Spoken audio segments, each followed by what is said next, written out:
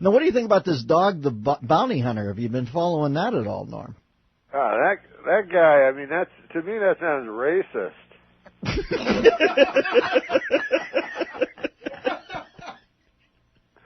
But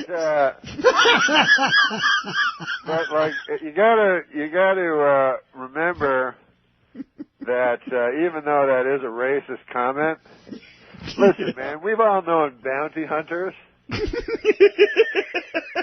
our time, you know, and they have that thing like curse like a sailor. Well, that could go for bounty hunters just as well. They just chose sailor. Those guys. I mean, they're not like you or me, you know? No, they're bounty hunters. If you choose that as your career, you know, you're a bounty hunter.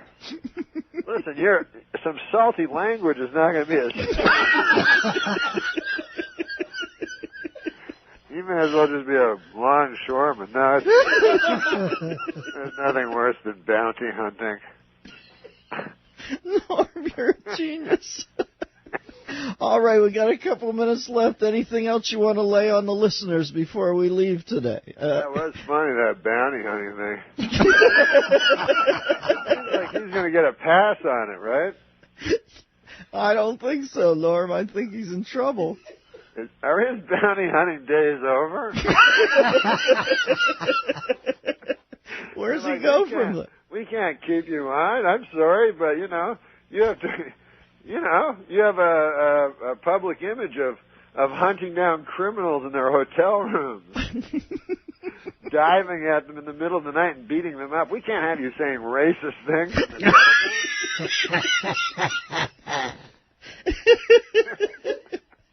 I know that the New York Governor Spitzer, I'm trying to get to learn things.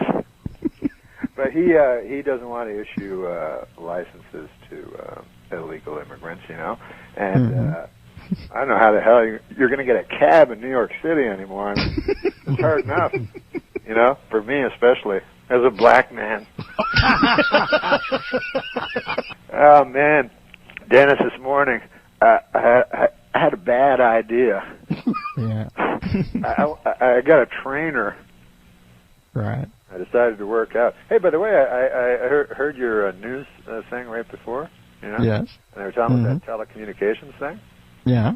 And that, you know, because people are all freaked out that their phones are being tapped all the time, you know? Right. People are so self-involved that they think anybody cares about them. Right. But, you know, nobody wants their phone tapped. But I do a little trick, you know, during my conversations with my friends. What is it? I'll be talking because, you know, sometimes I might say something that I might not want, you know, around or something. So I'll throw this in during the conversation. I'll say to my friend, I'll say, hey, Bill, you know who's one hot piece of ass? Dick Cheney. But anyways, I went to my trainer. Oh, gosh. I don't work out. I'm a weak man. You know that, Dennis. Well, listen, you and I were on the Mount Olympus of weakness. And not just physically. Oh, no, in every way. In every single way. So I told the guy that, and he said he couldn't do anything except for the physical part. But I don't know if he was the best trainer anyway. He was smoking a butt the whole time. No, that's not good. That's just a joke. He was a big guy.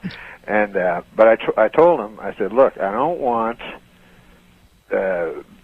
be big like you. You know, I don't want veins. I have no use for that in my arms, you know, or abs. I don't want abs. I don't even know quite what they are. All I know is they were invented around the 80s. And I don't even know what you do when you get them, you know what I mean? Because you got to wear a shirt, you know? You just go to work and go, hey, you want to see these things on my belly? Everybody's like, no. But so I told the guy, I said that I'm here for one reason and one reason only. I want to have one hot ass.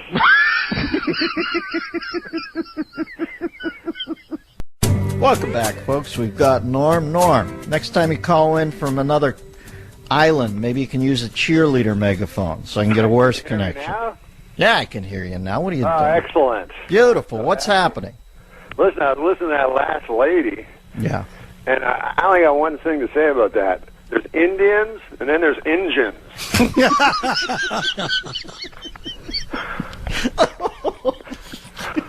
And we're underway. Look, no Indian ever scalped me, but you can't trust them Injuns. All right, Normie. And we're up and running. I got a list of things that I'm thankful for. Every year I make them on the day before Thanksgiving. Right. So I can make a little speech, Right. And I like if you'll have me to read my list. Yeah, I'm going to not even interrupt you. You take your time. Well, firstly, I'm thankful for the fine ladies who live across this country and leave pies on their windowsills, so an old chunk of coal like me might have a meal from time to time. I'm thankful for all of my 5 children, especially the one that I like. I'm thankful for the simple things in life, like bread. Although I've never tried it myself, I hear it's quite good. I'm very thankful for the brave man who pulled me from a burning building last April and unfortunately perished in the process. I'll never forget him, I don't remember his name, but I think he had a mustache.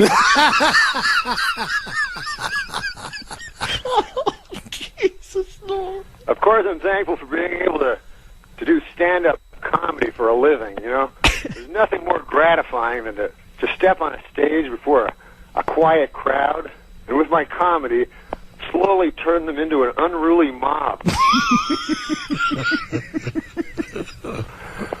I'm thankful for women, the greatest creatures on earth, because without women, Dennis, there would be no cookies.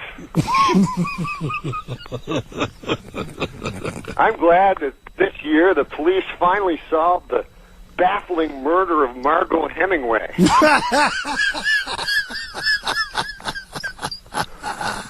And finally, what I'm most thankful for, of course, is serious, is friends. Yes, friends. Especially that one where Joey buys Chandler a duck. That's the one I like the best. What are your Christmas plans, my friend? You want to talk holidays? My Christmas plans? Yeah. Well, I'm scrambling to get presents for everybody. Mm-hmm. I got nothing. No, let me think for a second. Oh, I got my Mexican gardener. I didn't know what to get him, so I think I'm going to let him steal my identity.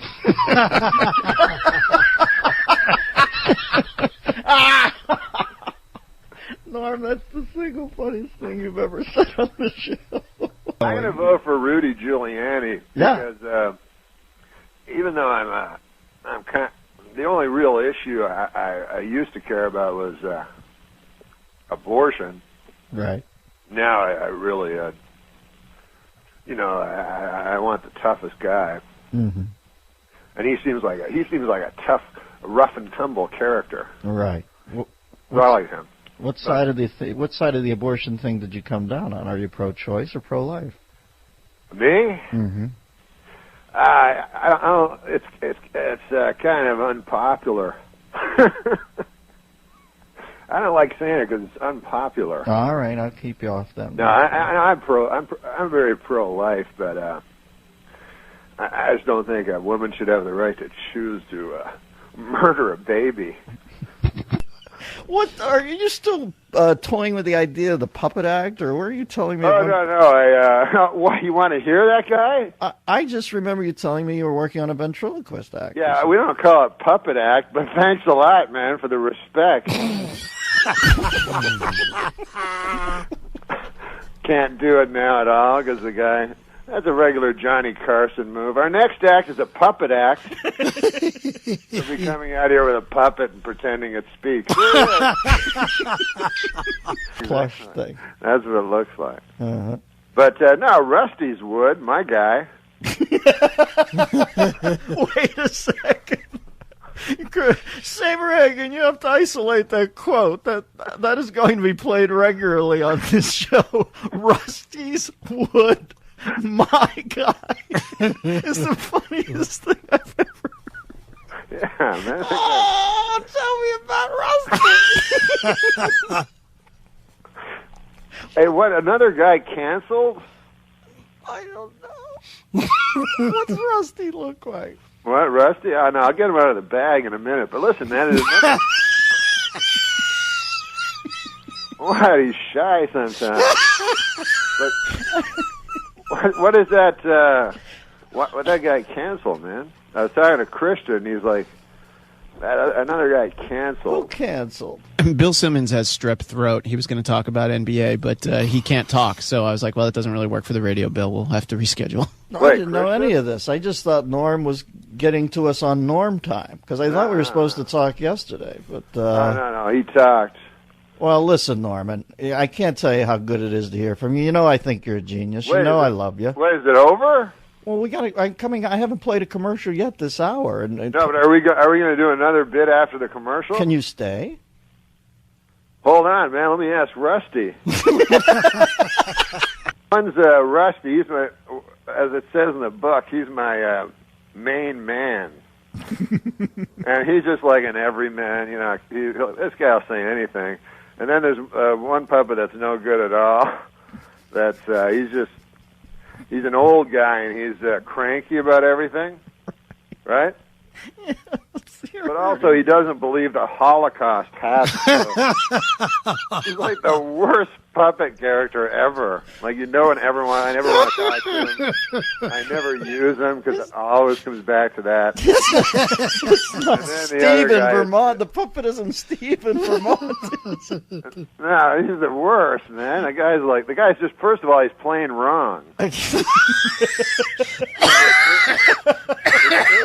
not like an evil guy, just ignorant. Norm, the last time I talked to you, you were working with a puppet. Does that still hold true? Why? They're not called puppets, man. Oh, I'm sorry. What are they? Ventriloquist dummies. And even that is a little apathetic, but... What would you imagine they'd like to be called in a perfect world? I call them my friends. Yes, of course. My friends in the bag. Remember I was telling you about how I met Andy Griffith? Yes. So he's reading this big book, you know. Oh, right, so that's it. I say, I'll sidle up beside him and pretend to read a big book myself, you know, and then we'll get in a discussion, right? Because I didn't want to just bug him, you know. That's how you meet people. And I was hoping maybe he'd, by some crazy chance, maybe recognize me or something. So I stand beside him, and he's reading and everything like that, and I'm talking to him and everything. Anyways, turns out the guy's not Andy Griffith.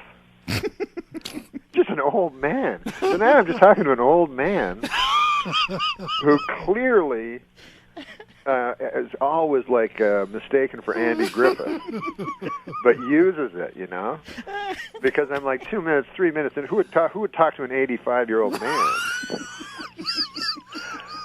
So this guy's just milking it, you know. Oh, Norman, I love you. I'll talk at you down the road. The Dennis Miller Show. We are joined now by comedian / ventriloquist. And I still see he's acting, as I see a listing here on the sheet that he will be appearing in Adam Sandler's new movie, Funny People, currently in production. That sounds like a fun shoot. I wish I was on that one. Norm MacDonald, welcome to the show, Norm. Hey, Dennis, Merry Christmas. Merry Christmas, Norman. Where are you guys shooting Funny People at, and are you having fun with it? Oh, yeah, man, we're having a riot. I play a stand-up comedian. Wow, you're kidding me. What's the movie about? Stand-ups in general? Yeah, it's about stand-ups and how they're actually sad or something like that. Every year I go down to the Laugh Factory. The great Jamie Masada has a Christmas thing where he opens the doors of the Laugh Factory to the homeless, you know. So I go out there with Freddie Stoller, and we ladle out some, you know, gravy and turkey. And have you ever had a homeless guy in the middle of his set and you've come in and bumped him because you were on network television? No, they don't do sets. Oh. No, it's we give food to the home. Actually, John Lovitz is going to be doing a set this year, so it's not entirely free, but everything has its price. Guys out there, homeless people doing the 20-second injury timeout gesture. Hey, enough, liar. I'm trying to have some giblets over here, okay? Can you lighten up? Jamie wanted to tell me also that this year sex offenders welcome. What do you like to do during the days in San Fran to unwind? Do you go? I just work on my ventriloquism. Oh, how's that going, Norm? It's going great, man. I thought Rusty and I would do a little holiday song for you. Oh, you're kidding me. Let me kick back here and put my feet up in front of the fire, you and Rusty. Which puppet is Rusty? Refresh me. Rusty's just my friend. You know, I'm having a lot of trouble with my cranky old man. I don't know if you remember old Alec Majerison, the virulent anti-Semite. Yeah, sure, I remember. What, are you kidding me? I have a plaque commemorating my first meeting. I'm trying to get rid of that guy because you know he's a Holocaust denier. That's no secret. He's an enthusiastic Holocaust denier, and I've had it up to here with this character. You know, the man, he's just a waste of wood. But I don't know what to do. One of my Jewish friends suggested that, why don't I just throw him in a fire and burn him? But I say 2 wrongs don't make a right. You know? Gotta go. But anyways, we're not here to talk about that. Let me get Rusty out here. Rusty, say hello to Dennis. Hey, Dennis, how are you? Hey, Rusty. What? Hi, Rusty. Who's the dummy here, me or you? It's me. It sounds like it's you. I'm sorry, Rusty. Let me give you my man voice. Hey, Rusty, how are you doing? Yeah, dummy. Hey, come on now, Rusty. That's ridiculous. Calling Dennis Miller a dummy on his own radio program. No, can I jump in here for a second and tell you, here's how crazy Norm is. I'm sitting here believing that he actually has a puppet. Like, it's not enough for him to fake the puppet act on the radio and over the phone. You did pull out a puppet and have it on your arm right now, don't you? Of course I have my pal Rusty here. Yeah. What do you boys have planned for us today, Rusty, Norm? We're going to do a song, according to this dummy. Would you stop calling me that? You're the dummy. Now listen, we're going to do a song, a beautiful song. Why? By the way, Rusty, what are you doing for Christmas? Are you going to see your family? Oh, sure. In my family tree, it's an actual tree. Okay, now that's just ridiculous. You're actually overlapping dialogue here, Norm. You're not even putting a second between you and the puppet's voice. Now, Rusty, are you ready to sing that song with me? Sure. There you go. Okay, I'll start. Here we go. Rudolph the red-nosed reindeer had a very shiny nose. And if you ever saw him, you would say that he was a drunk. Hey, come on! Well, that's ridiculous. What the? Come on now, don't ruin this. This is a classic. I'm sorry. All right, now let's continue. Then one foggy Christmas Eve, Santa came to town. Rudolph, with your nose so bright, have you been drinking some bathtub gin? What? Okay, now that's enough. That's way beyond the pale. Stop it, Rusty. Stop. I wish you'd kick the bucket. Like what? Kick the bucket? What are you talking about? You said tail. Bucket. It's a synonym. Okay, all right. Yeah, that's right. Okay, now that's ridiculous. You're the dummy. Okay. Stop. I'm sorry, Dennis. This is going nowhere. This is ridiculous. I apologize for wrestling. Norm, Jesus, it's so crazy. It's gotten so crazy over the years. I can't go on with this. This is just an abuse to the whole idea. All right. Now, what separates Rusty's old man voice from the old Holocaust denier's voice? Give me that voice. You don't hear from him, do you? Well, I know Rusty's just wetted the palate for a little more puppetry. I swore I'd never use this guy. It's like the Stones doing "Sympathy for the Devil" after Altamont. There we never go. thought I'd Alec, see you play that. Alec, how are you? Mm-hmm. I'm okay, I guess. Yeah, I suppose. What do you think of this Christmas? What do I think of it? I'm not going to celebrate no holiday where a bunch of bearded New Yorkers killed our savior. Hey, come on now. You're going back in the case. I'm sorry, Dennis. Oh, no. I will say about the whole hot air balloon industry, I've never been I don't know, man. I've never been one to say, hey, I'd like to go up on a balloon with a blazing fire underneath me. It seems like there's about 7 ways that you could end up perishing. There's only one way you could survive. The only people who have ever pitched it historically were Forbes magazine, Malcolm Forbes, and Jules Verne. They're the only people who ever made hay off the hot air balloon. Everybody else, you're right, has ended up on Mysterious Island. Don't you think Malcolm Forbes, he's like, hey, man, maybe if I go up on this hot air balloon all the time, people will think of me as a hot air balloon guy and not a secret fruit. Well, everybody has their motives. I think you might have laser locked on those. So you're not sending your boy up in myself in that. You're not sending your own son up in the hot air balloon, Norm. No way, man. No, my son's just into regular boyhood things, bungee jumping. Right. Indelible paintball. Yeah, he likes to cut himself because he says it makes him feel something. I'm like, what's wrong with feeling nothing like everybody else? What about these Olympics? No, I love the Winter Olympics. Tell me why. You know? Well, because you get all the great sports together. You get hockey, and then all those other things. Listen, speaking of sports, guys, and I know you follow the sports, what about this Tiger Woods, the whole scenario? I haven't talked to you since that happened. Well, the only thing that surprises me about it is that people were surprised. You know what I mean? Mm-hmm.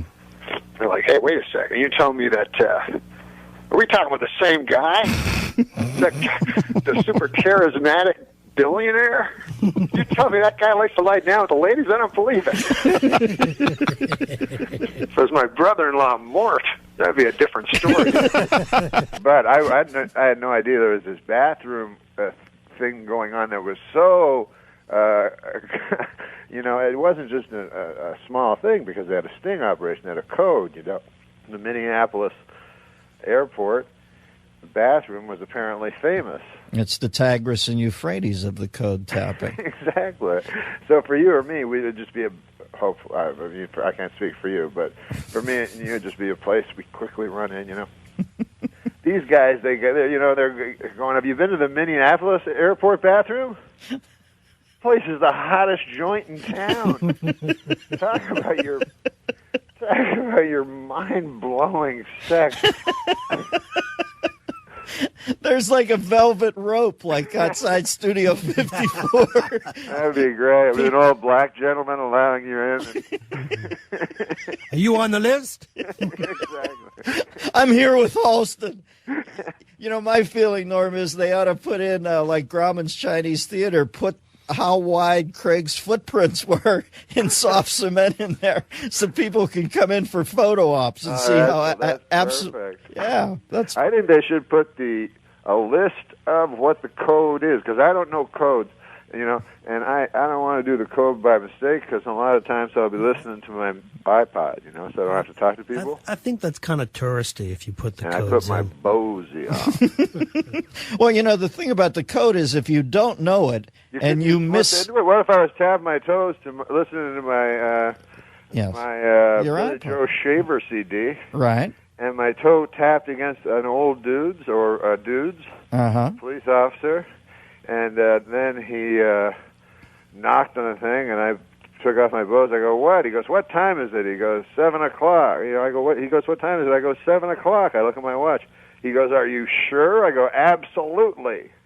Next thing, he's clambering under or something. I go, no. The anonymous thing to me has always been, because I find it like it would take me probably a year before I was comfortable enough with a person, Right. Show them my back of my hair on my back. But the anonymous part, like here's a guy, he's never met a guy ever, in his whole life. And he's in an airport, and he's like, come on in, sir, we don't have much time. I hope you like the place. I was just defecating in it. I didn't want to do that. Anyways, I got an 8:40 to Chicago. I don't have much time to disrobe and get to this filthy business. I'm going to grab a slice of Sbarro and